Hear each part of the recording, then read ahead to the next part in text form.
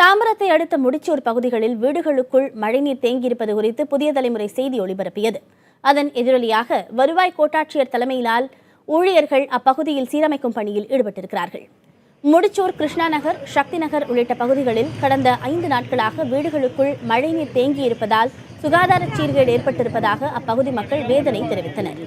மேலும் வீடுகளுக்குள் தண்ணீர் தேங்கியிருப்பதால் மின்சாரமும் இல்லாமல் இருப்பதாகவும் விஷப்பூச்சிகள் வரும் அபாயம் இருப்பதாகவும் அவர்கள் அச்சம் தெரிவித்தனர்.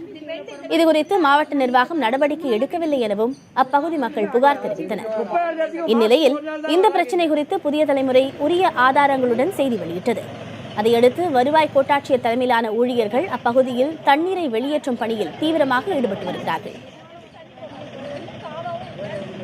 டீசல் டிங் வேலை பூரா முடிச்சிருந்தா இதில் தண்ணி இந்த பக்கம் ஒரு அவுட் கவரேஜ்லேருந்து இந்த பக்கம் தான் தண்ணி வந்துகிட்டு இருக்கு. இப்போ அதுக்கும் பீர்க்கங்கண்ணை பேரூராட்சியில் சொல்லி அவங்க தனியாக ஒரு வண்டி போட்டு அந்த கீழே இதில் அந்த கேனலில் ஃபுல்லாக டஸ்ட் இருக்குது. இப்போ எல்லாத்தையும் இப்போ எடுக்க சொல்லிருக்கு. இப்போ எடுத்தாங்கன்னா ஓரளவுக்கு இது ஃபுல்லாக கம்ப்ளீட்டாக போயிடும். இன்னைக்கு ஈவினிங்குள்ளே இல்லை நாளைக்குள்ளே எல்லாமே பீர்க்கங்கண்ணை ஃபுல்லாக கம்ப்ளீட்டாக முடிச்சிடும்.